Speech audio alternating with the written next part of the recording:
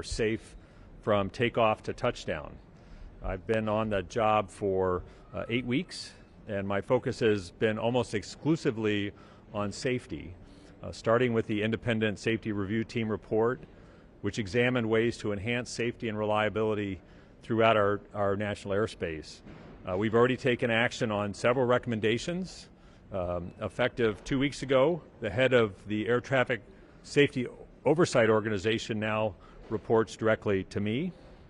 We are filling every seat at the Air Traffic Control Academy in Oklahoma City.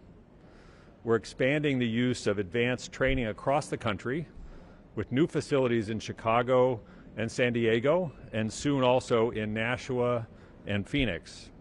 We're working with aeronautical colleges and universities to move graduates quickly to on-the-job training from those facilities. And we're deploying tower simulator systems in 95 facilities over the next 2 years.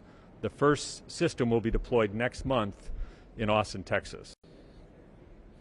We know we need more air traffic controllers. We're working hard to hire from a variety of sources and keep them moving through the training pipeline. As the Chief Recruitment Officer for the agency, I want to let everyone know that in early spring, we will be starting to take applications for the general public to go to our air traffic control center in Oklahoma City. These are great jobs. They're not easy jobs, but they're important and very rewarding jobs. So we're looking forward to expanding the pipeline there. So tell your kids, your nieces, your nephews, and look for more information on our website, faa.gov. I also want to take a moment to thank the controllers who will be working throughout the holiday season to make sure that everyone gets to their destination safely, just like they did so successfully over Thanksgiving. In addition to their hard work, we're taking additional steps to keep traffic safe and smooth over these holidays. We've opened military airspace that will be available for moving north-south traffic on the East Coast. We're cooperating with the commercial space industry to limit launches during peak travel season. And we've also opened up this year 169 additional East Coast routes to accommodate more traffic. So as Secretary Pete mentioned, we're expecting a very busy season, but the FAA and the Department of Transportation are up to the challenge. I would remind all travelers, please be nice to your flight crews. They're there for your safety, and we have zero tolerance for disruption of flight crews. So thank you for coming today, and with that, I'll turn it over to Secretary Pete for opening up for some questions.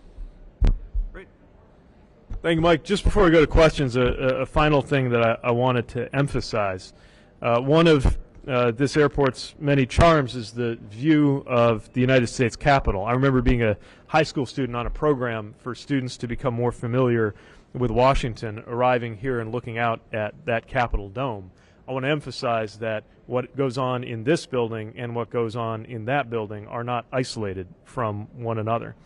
Every time that there are threats from the House GOP to slash funding for transportation, that endangers the progress that we are making right now. And if we come back from the holidays in January and are facing another countdown to a shutdown, that imperils all of the progress that's been going on.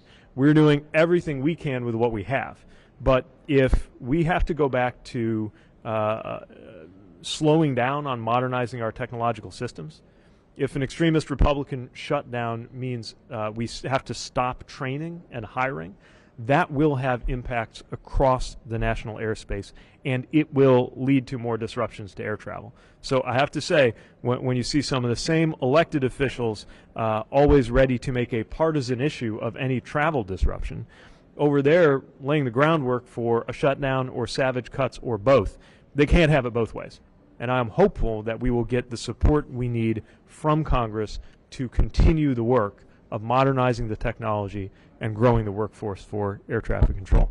And with that, with some quarterbacking from my colleague Alexandra, we will go right over to questions.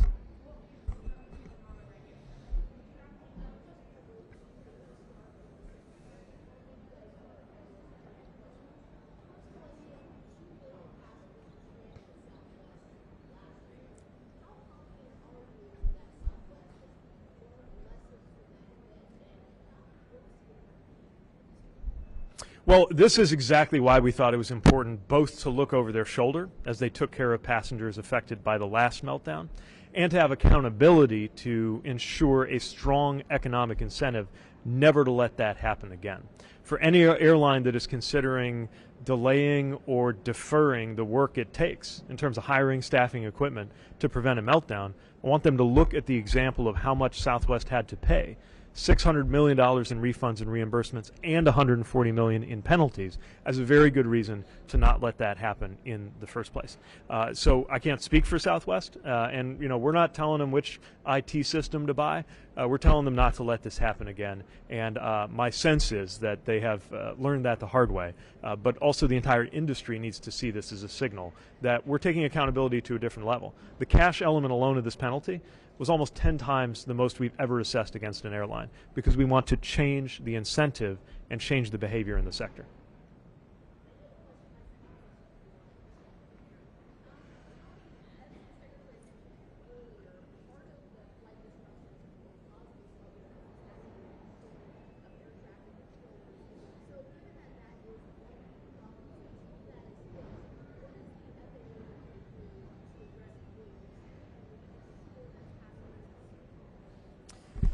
Well, the delays in the system are primarily caused by weather and operational delays. So for air traffic control, it's less than 10%, so it's a small part of the puzzle. We will make sure that safety is always above efficiency. So if there is a shortage of air traffic controllers, we would reduce traffic to accommodate and make sure that everyone is traveling safely. Having said that, we haven't had to do that other than on the East Coast in the system generally. As far as fatigue goes, we're taking this issue very seriously. We're looking at launching a group to examine fatigue among air traffic controllers in the very short term to identify if there are risks. And if there are, we'll act accordingly to mitigate those risks.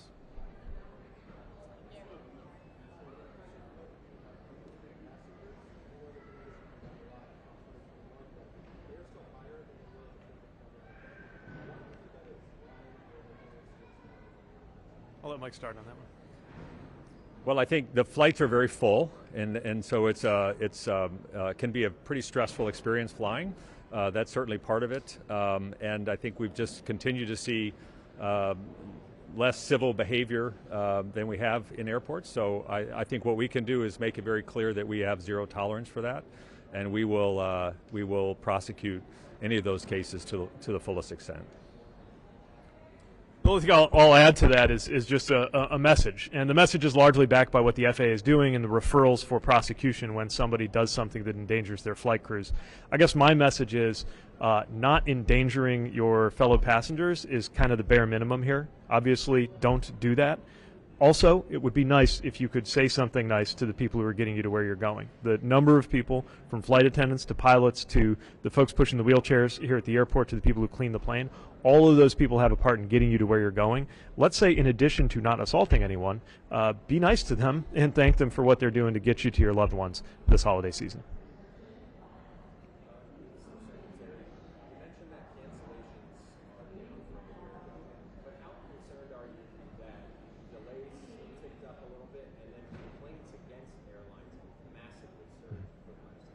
So when it comes to the complaints, we take that as a sign that passengers believe they will get results when they complain to our department. We've been urging people to bring their complaints to us when an airline doesn't provide a required refund, for example, or they believe that the airline isn't living up to its commitments. Now that does create a lot of workload for a small but mighty team of investigators and personnel that we have at DOT, but they work day in, day out to process that, and I think our follow-up on those complaints has clearly made a difference in terms of people getting their money back or getting taken care of.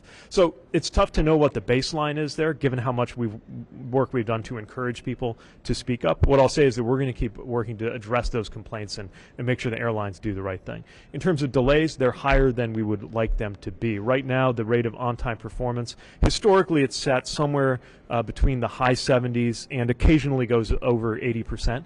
Right now it's at 76%. I'd like to see it work back up toward 80%. And as we've gotten cancellations to an unusually low level, what I'd like to see us work on going into next year is keep cancellations nice and low and see what we can get the airlines to do to be more consistent on the delay front, get back up toward the high 70s and eventually to 80 and better.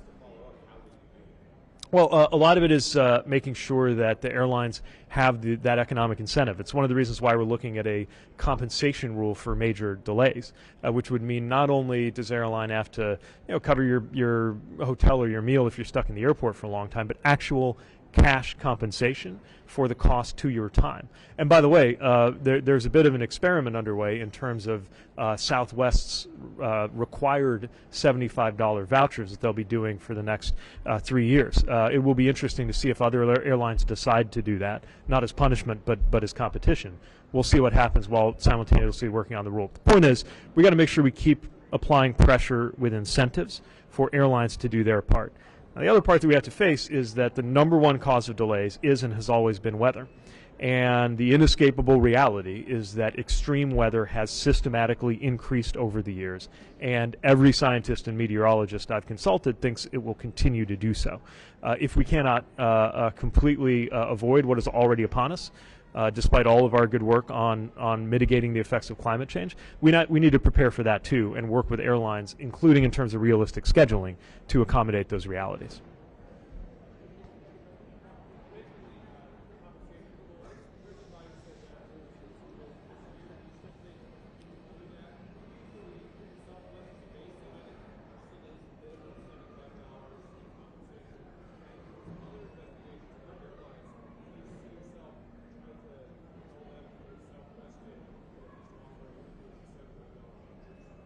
So let me take those three pieces in turn. On the rule, we want to do it soon, but I don't have a date to announce right now on that. We got to make sure we do it right. On the vouchers, it will be very interesting to see how the market responds to this. It's part of an enforcement action, but as part of that enforcement action, Southwest just became the highest level that is there. Others offer, I think, 25 points or some combination of miles. Whether their competitors will respond by matching is something I'll be interested to see. Wouldn't be a bad thing to see that, but it's not going to stop us from working on the rule because what we see in a lot of other jurisdictions is, frankly, a much higher level. So we don't really know yet how the market will respond, but we're certainly going to be watching closely, and I think that that will provide data points that can inform the rulemaking. Did I miss the third? I'm trying to... Oh, yeah. Yeah, so we've set a new precedent that includes several things. One thing that we've done with that precedent is basically added a 0 to the severity of historic penalties to make sure that they actually work. Another is to signal that we're willing to be creative about how to keep the majority of the value going not to the Treasury but to the passenger. It's going to vary from case to case, but given that we successfully arrived at that compensation regime as part of the settlement here, I think it's definitely going to become part of the toolkit in future enforcement actions. We'd rather not have to do the enforcement action in the first place, but if and when we do, this alongside cash has become a new mechanism that we may turn to.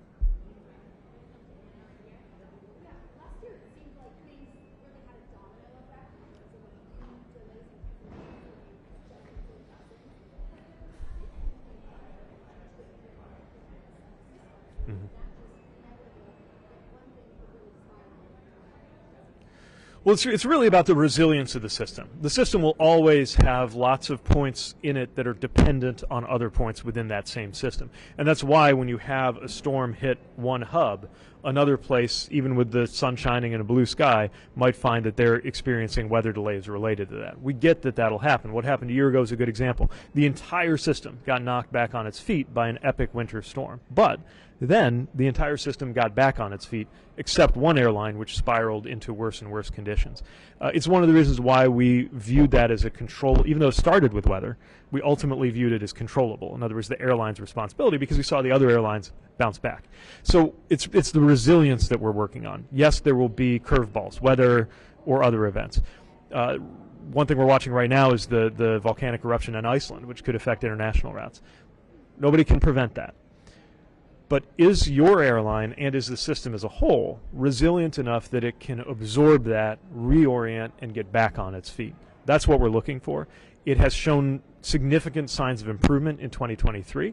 Obviously, another test of that will be the results we get through Christmas and New Year's coming up right now.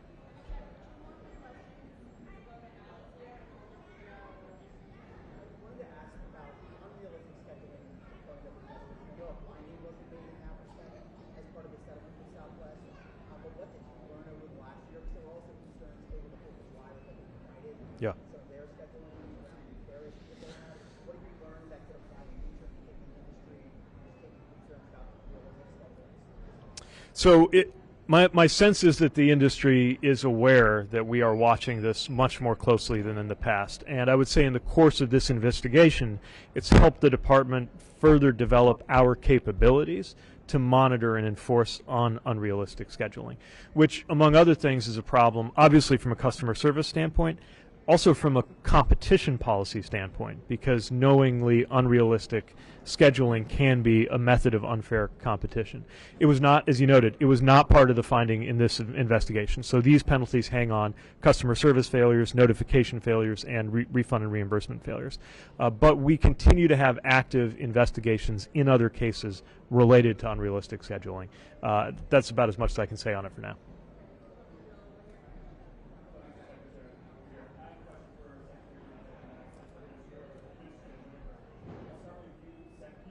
Yeah, I got you. I'll start with the Secretary of Buttigieg. I don't think it's any secret that every major U.S. carrier has had at least one operational meltdown, either in 2022 or this year as well. Are you talking with airline CEOs leading up to this latest meltdown rush? Are they telling you how confident are you? Is something similar to Thanksgiving where there's some memorable flights and things during the year based on the cancellation requirement? And then for Administrator Whitaker, I see different numbers online. Do you have an actual number as to the staffing of your travel controls right now? And what does a fully staffed ATC workforce look like, given that the number of flights is increasing? Or would you like to see that? Thanks. So for my piece, my sense from the industry is that they are expecting this robust demand, even record demand, to continue. Whenever I speak to an airline CEO, they tell me about all of the steps that they say they are taking to meet that demand, but the proof really is in the results, and that's what we look for ultimately. And I will say, the results across 2023 so far have been encouraging. A very different summer holiday season from what we saw a year prior, where there were blue sky cancellations, and a very healthy Thanksgiving. So, we can't make guarantees on behalf of the airline industry for how Christmas and New Year's will go, but I will say there's been a lot of improvement, and that's exactly what I expect, especially because, again, if they don't do the right thing for passengers, we're going to be here on the back end. I'll let Mike speak to, he could probably speak to that as well as to your question on controllers. Thank you. Yeah, the airlines actually are in constant communication with us through the command center, and they're embedded in the command center, so we have a sort of a daily dialogue, actually an hourly dialogue during difficult times. So there's very close coordination between airlines and FAA on delays and implications of weather. For the controllers, we currently have just under 11,000 certified controllers. I think the number is 10,700. There are different views on what the number should be, but it needs to be a lot higher than it is. And we know that if we hire as aggressively as possible over the next 3 years, that should put us much closer to where we need to be. I think you often hear 3,000 more controllers, but I think it's less important what the target number is than it is to just hire as many as we can get over the next 3 years, and that's what we're focused on. No, what we plan to do is hire as many as we can over the next 3 years, and then work with the Transportation Research Board to look at the various models to make sure we're getting the best inputs and have a reliable model that we all agree on for what the staffing level ought to be. Poquito. Just on the last bit, I want to say one number I should put out there is the President's budget requests the resources to hire 1,800, but that'll only happen if Congress comes through. So another connection to the other building. En español,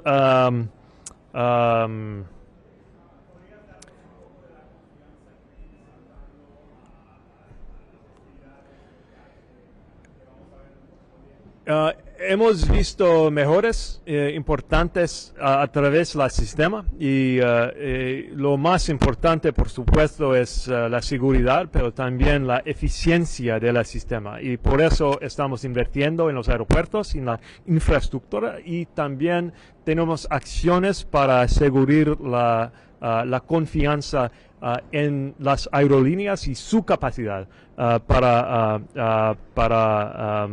tener éxito con los resultados para todos los pasajeros. 2.9 millones de pasajeros en un día después de Thanksgiving, y cada año 16 millones de vuelos que llegan seguramente gracias al personal del FAA, del sector de aviación de las aerolíneas, y estamos siempre trabajando para mantener este nivel de seguridad. Okay. Pete? All right.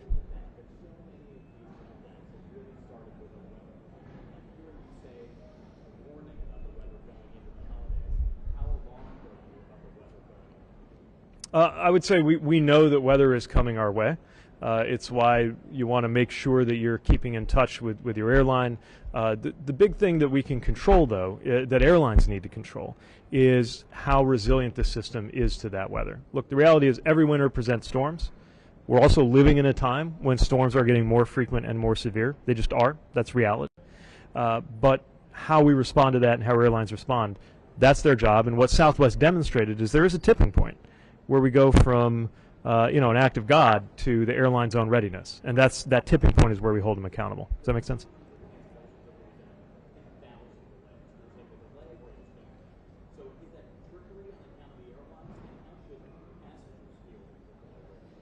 Look, there's a big difference between a delay and a cancellation, and I think that the cancellations are what have caused the most distress, but the delays are a real problem as well. Now, so far this year on the cancellation front, we're at 1.2%. Below 2 is what I would consider healthy. Closer to 1, if we can keep it that way, that's encouraging. That does invite us to pay more attention to the issue of delays and to press the airlines on how they're behaving. I think some of the rules we have underway will adjust the incentives to help mitigate delays. We know we've got our part to do on the ATC side, which is why we're urging Congress to help us out with that. Look, if you look at the trend line back the last 30, 35 years, you'll see it tends to hover relatively consistently somewhere in the high 70s to low 80s in terms of on-time performance. I want to see us closer to 80, and we're not there yet. Thanks, everybody. All right, good job. Thanks. Yeah, thanks. Nice Spanish. I don't speak Spanish, but it sounded good. As long as it sounds good. I find you get credit for trying, even if it's Yeah, not, no, if absolutely. it's not A+. No, that's perfect. Okay, I will see you. See you at lunch. Yeah, great. Thanks.